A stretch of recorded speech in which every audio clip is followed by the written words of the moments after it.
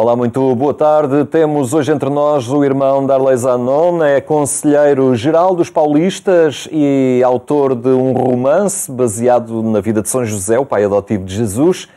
Porém, é também quem nos pode falar da forma como alguns paulistas que se encontram na Ucrânia têm vivido estes dias marcados pela guerra e pela dor. Irmã Darley, muito obrigado por estar aqui entre nós, depois de uma ausência, não é? Já por aqui esteve, no nosso país, e agora envolvido também como conselheiro-geral dos paulistas. A vossa preocupação também está no leste da Europa, também lá estão presentes com uma comunidade.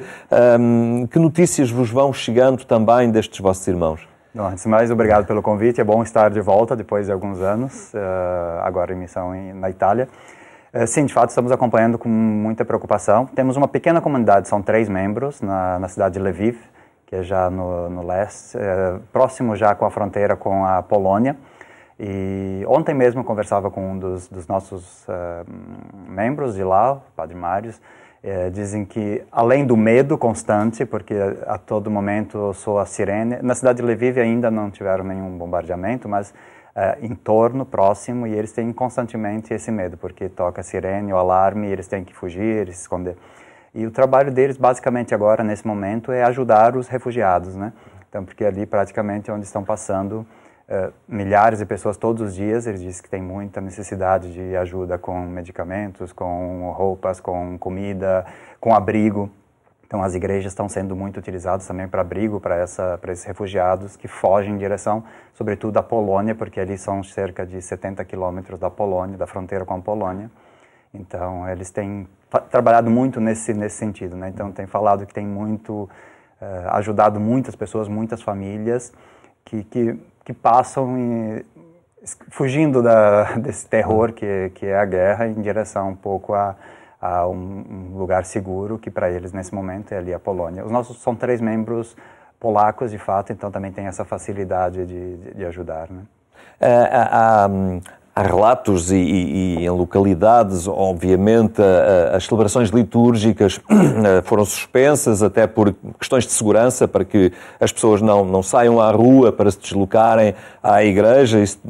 Cada gesto desses pode custar a vida. E é uma hora em que a igreja assume a defesa muito próxima das pessoas e a proximidade. Ser igreja é também isto, não é salvar apenas almas, é estar junto das pessoas nestas horas difíceis. Exato, dar esse suporte a quem sofre. Isso é o principal dos relatos que nós temos. Esse é o momento atual. Obviamente, rezar para ajudar, consolar aquelas pessoas, dar esse apoio também psicológico, espiritual, de sustento, né? As pessoas que perderam praticamente tudo, não sabem também, às vezes se separaram da família, então eles dão esse suporte, apoio, conversam bastante com as pessoas. Mas basicamente as igrejas estão servindo de abrigos, por isso também suspensa algumas celebrações, porque muitas pessoas estão dormindo nos espaços que a igreja concede, um espaço seguro. E na nossa comunidade eles têm celebrado, porque é uma comunidade pequena, então tem celebrado. E uma coisa interessante é que nós somos paulistas, temos essa missão da comunicação, e esse Padre Mários é jornalista também. Então ele tem sido muito a ponte com jornalistas, sobretudo da Itália, da Polônia, porque ele fala também italiano. Então é interessante que a nossa comunidade está se tornando um pouco também um ponto de referência para jornalistas que estão trabalhando e transmitindo para o mundo também esses horrores, né? E acaba sendo a comunidade esse ponto de referência também para o mundo da comunicação. E ele tem celebrado e rezado com esses grupos algumas informações que a gente tem. Estas são horas de provação, não é? Dura, mas são ocasiões também em que a Igreja e quem a ela pertence reflete profundamente na sua pertença e na sua missão, não é? Acabam por ser momentos também, podemos dizê-lo, de crescimento na fé e neste ser Igreja, estas situações dramáticas. E isso é algo que para a Igreja não é novo. A Igreja tem vivido situações destas ao longo da sua história de forma até bastante frequente, mas é sempre uma ocasião de maior autenticidade do Evangelho. Exato. Se a missão da igreja é comunicar o Evangelho é isso, é uma mensagem de paz, uma mensagem de esperança, uma mensagem de amor. Então, comunicar o Evangelho é exatamente também estar próximo dessas pessoas que sofrem, para levar o amor de Cristo e levar essa esperança de uma mudança, de algo melhor, né? de que pode ter uma transformação. Não tocamos o coração dos políticos, que é aqueles que têm o poder de decisão, mas estar ao lado dessas pessoas que sofrem é já um grande serviço que a igreja tem por missão, né? Tem por missão, e ao longo da história, assim, sempre esteve ao lado dos pobres, dos excluídos, dos fracos, e esse é um momento, de fato, que a igreja tem a possibilidade e tem a obrigação de mostrar próxima e dar o seu apoio, não só espiritual, moral, mas também mesmo econômico. O Papa tem se esforçado muito nesse sentido, e as próprias congregações. A nossa sede geral é na Itália, e lá também está tendo uma grande mobilização entre as casas gerais, entre os religiosos, de ajudar também economicamente, que é uma forma de estar próxima. Penso, aqui em Portugal também já vi várias manifestações, e a Caritas tem organizado um pouco nesse sentido, não é? Esta é uma situação que é vivida pelos vossos membros naquele país, mas imagino que mobiliza também toda a vossa congregação a nível global, não é? Sim. Seja pela oração, seja pelo auxílio. Esta é uma preocupação recorrente. Exato, porque a nossa presença na Ucrânia é muito pequena, é uma comunidade só de 3 membros, e eles estão ligados à província da Polônia. Então, já começa desse momento um grande apoio. Então, a Polônia também se mobilizou para disponibilizar suas casas, alguns espaços para acolher os refugiados, porque é o fato da mesma comunidade, mas praticamente a congregação, sobretudo aqui na Europa, tem se mobilizado, e através dos meios de comunicação também que nós temos, de dar exposição, de mostrar também um pouco o rosto, né, do sofrimento, contar algumas histórias e tentar mobilizar também as pessoas, sensibilizar as pessoas para essa realidade, para que acompanhem não só distante, mas que acompanhem de fato com o coração, com a mente, com a oração, estejam ali próximos. Então, também através dos nossos meios de comunicação que temos nos vários países, através das comunidades, tem se feito essa mobilização também. Como paulista, é obviamente um comunicador, e sei que nestes últimos tempos quis também comunicar acerca de São José através de um livro, de um romance, podemos dizer assim, acerca desta figura tão importante que assinalámos há poucos dias, no último sábado. O que é que o levou a escrever desta forma, porque é importante dizer desta forma, acerca de São José, que aqui na capa deste livro é José? Exato. O livro, em momento algum, fala de São José. Fala do homem José, mas um homem extraordinário que foi chamado por Deus para uma missão muito específica, de ser o pai adotivo de Jesus. Esse é o subtítulo, né? Um romance a partir da vida do pai adotivo de Jesus, o esposo de Maria. Então, esse livro é curioso porque eu sempre tive a devoção por São José, porque ele é o patrono dos irmãos paulistas, no meu caso, e já pesquisava e tentava escrever alguma coisa sobre São José, só que sempre pensei num livro de espiritualidade, um livro de uma biografia, né, um livro de geografia. E quando o Papa Francisco anunciou o ano de São José, isso já há algum tempo, né? Celebramos o ano de São José de 2021, então 2020, quando foi anunciado, eu estava nesse processo de escritura de algum livro. E o Papa Francisco citou um romance na Patris Corde, né? Que é A Sombra do Pai, e veio a ideia, então, de escrever num estilo de romance, porque assim poderia, obviamente, usar toda aquela pesquisa que já tinha feito, mas também criar a partir da fantasia, a partir da imaginação, aquelas lacunas que não existem na Bíblia, que não existem nos livros históricos, sobre o personagem José, que é um santo, mas um grande homem, e nasceu então com esse objetivo de apresentar José nas suas várias dimensões, não só como pai de Jesus, mas também como esposo de Maria, como filho, como amigo, como neto. Ele fala muito da infância dele, a relação com a família. Então o livro tentou explorar uma vida mais ampla de José e toda a sua relação familiar, o seu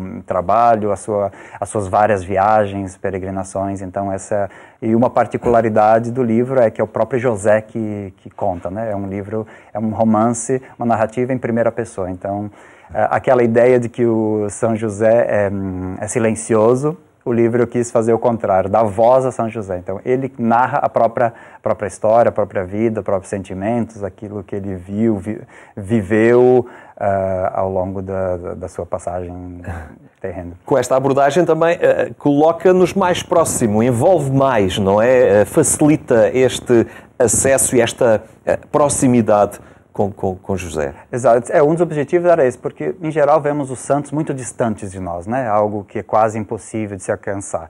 Então, a ideia era mostrar que, na simplicidade, por isso o título é Simplesmente José, na simplicidade, na humildade, no cotidiano, podemos imitar José. Ele é próximo, porque as coisas que ele viveu, as coisas que as dificuldades que enfrentou, os perigos que ele enfrentou, são coisas do cotidiano de muitas pessoas, né? Falamos sobre a guerra, então, São José teve que fugir por uma perseguição do rei Herodes. Então, essa questão da perseguição, da imigração, refugiado.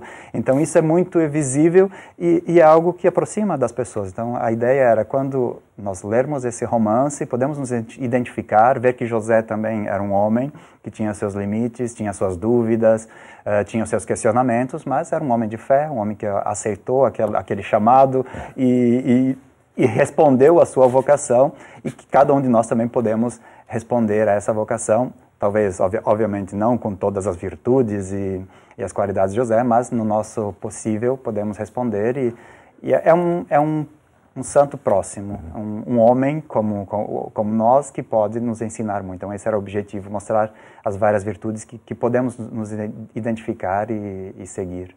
Essas virtudes estão aqui elencadas, que é o próprio índice do livro, não é? Crescer, mudar, recomeçar, agregar, amar, enfim, falar, gerar, são temas que nos colocam imediatamente num determinado sentido de caminho, e todos muito colados a esta figura de São José. Não é? Exato, no índice, os capítulos, cada capítulo eu escolhi nomear com um verbo, com uma ação. Porque primeiro essa ação, José não é um homem silencioso, é um homem que escuta, e a partir da escuta ele age, começa uma atividade ou se põe a caminho. Então os verbos são muito fortes, muito poderosos, né? Além de toda essa carga semântica que trazem, como virtudes, como ações, como decisões.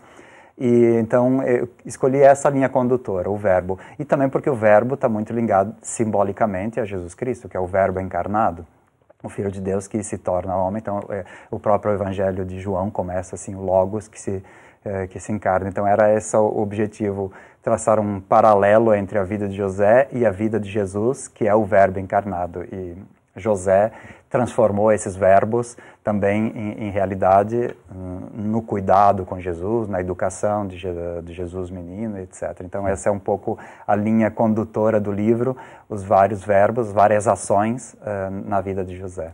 Há também uma preocupação de tudo isto não ficar descontextualizado em termos históricos, em termos geográficos, e o livro termina até com mapas, não é? Com rotas, em que depois é mais fácil arrumar historicamente, geograficamente, aquilo que lemos. Exato. Então, assim, esse é digamos, um auxílio para o leitor, para acompanhar a história, visualizar a história. Porque, como dizia, o livro é narrado em primeira pessoa. Então, José conta a própria história e conta todos os momentos da sua vida, e, sobretudo, aqueles momentos mais difíceis, por exemplo, a fuga para o Egito. Então, o mapa ajuda a fazer também esse percurso.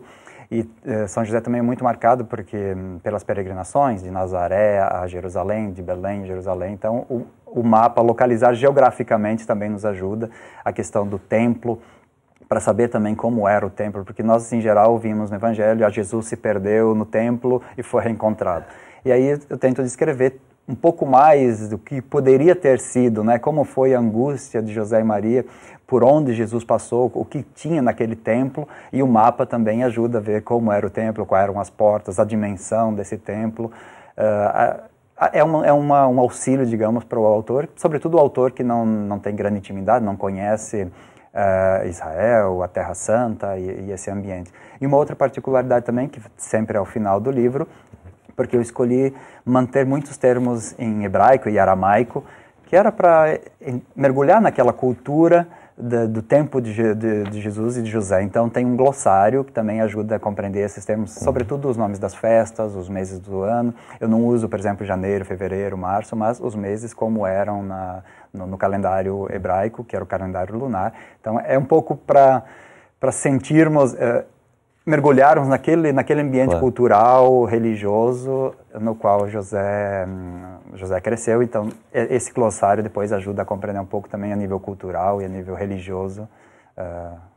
Muito bem, fiquei então esse convite. O dia de São José foi agora há pouco, no último sábado, mas obviamente é uma figura que nos acompanha sempre, deve estar sempre próxima. O livro nasceu no contexto do ano de São José, por isso não tem uma data determinada. Claro, a festa de São José é digamos, um convite para ler, mas é um livro que não tem tempo, porque é um romance baseado nessa figura central que pode ser lido a qualquer momento, pode ser uma prenda também a qualquer momento. Irmão Darley, agora conselheiro-geral dos paulistas, na Itália, como é que tem sido, ao fim e ao cabo, este exercício de missão? Já esteve aqui entre nós, em Portugal, agora lá, com um trabalho mais abrangente, olhando esta realidade global da família paulista, a vossa presença. Que desafios se jogam neste momento também em termos do vosso carisma perante estas interpelações da atualidade? Então, passei 7 anos aqui em Portugal, foi uma experiência muito interessante. Agora já estou quase 7 anos em Roma. Estamos já praticamente ao término do nosso mandato e foi uma experiência muito interessante para ver a realidade a nível global, né? O mundo, não só o mundo nosso como paulistas, mas da própria igreja a nível global. Eu tive a oportunidade de visitar muitos países e entrar em contato com muitos projetos internacionais. Basicamente, a nossa função como conselheiro geral é acompanhar os projetos internacionais e acompanhar também a nomeação dos superiores provinciais e regionais. Então, para isso, eu tive a oportunidade de ir a vários países, Japão, Coreia, Congo, Nigéria, na África, e ver a realidade que estamos vivendo lá e todos os desafios, como dizia. E, de fato, temos muitos desafios, mas também os desafios sempre são ligados a oportunidades, né? Hoje, um desafio nosso é como entrar, de fato, no mundo da comunicação, que se transforma a cada dia, e temos sempre novidades, temos também tantos aspectos negativos no mundo da comunicação, né? Por exemplo, quando falamos de fake news e todas essas problemáticas ligadas não só à comunicação digital, mas toda a comunicação. Então, como responder? Nós temos a missão específica de evangelizar com os meios de comunicação, um pouco como a Eclésia também, claro, né? Essa função. Como podemos ajudar a igreja a comunicar melhor, a estar mais próximo das pessoas, a levar notícias de confiança. Então, esse é um grande desafio, como responder aquelas problemáticas do mundo da comunicação em um modo geral e dos mecanismos também de manipulação, de interesse econômico, que às vezes são fortes nesse ambiente. Como ter uma presença cristã, presença, digamos, autêntica, e levar não só o evangelho, mas os valores e a mensagem do Papa é uma grande preocupação para nós, através desses meios, como poder chegar mais longe e mais próximo das pessoas. E hoje multiplicaram-se as plataformas, os canais de comunicação, a requerer, obviamente, competências próprias, mas muitos deles também que não precisam de tanto investimento, não é? É mais fácil e económico comunicar numa rede social do que imprimir um jornal, por exemplo, ou uma revista. Tudo tem o seu valor e o seu lugar, mas há aqui toda uma panóplia de itinerários de comunicação para chegar junto ao homem de hoje, não é? Exato. Então, isso também uma das alegrias é nessa possibilidade de visitar vários países, ver também a dinamicidade, a criatividade, principalmente de jovens da Ásia, por exemplo, né, que trabalham muito nas redes sociais, nesse mundo digital, e tem muita criatividade. Então, isso foi também um dos aspectos positivos. E como podemos trazer, por exemplo, essa criatividade da juventude de países onde temos para outras realidades, que temos um pouco de dificuldade de vocações, dificuldades de participação na igreja. Então, como fazer essa integração porque nós temos a realidade a nível global muito diferentes, né?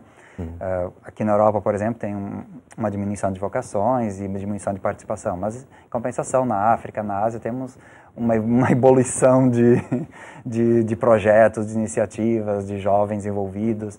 Então, como fazer essa integração e também a função do governo geral é como movimentar essas pessoas também. Nós, por exemplo, levamos alguns filipinos e congoleses para a Itália, para a Espanha, para tentar mobilizar e utilizar o melhor possível essas tecnologias, as plataformas, tudo aquilo que hoje é possível para ter uma presença cristã, digamos, não é? E é esse o vosso carisma. Irmã Darley, muito obrigado por esta partilha hoje aqui, não apenas olhando a vossa presença também nesta pequena comunidade que está na Ucrânia, numa situação de dor, de sofrimento, também este olhar interessante e útil sobre José e esta perspectiva abrangente da presença de igreja no mundo e de evangelho através dos meios de comunicação. Obrigado pela sua partilha aqui entre nós. Nós ficamos por aqui, agradecemos a sua companhia. Marcamos também encontro para amanhã, nesta mesma hora. Até lá, tenha uma muito boa tarde.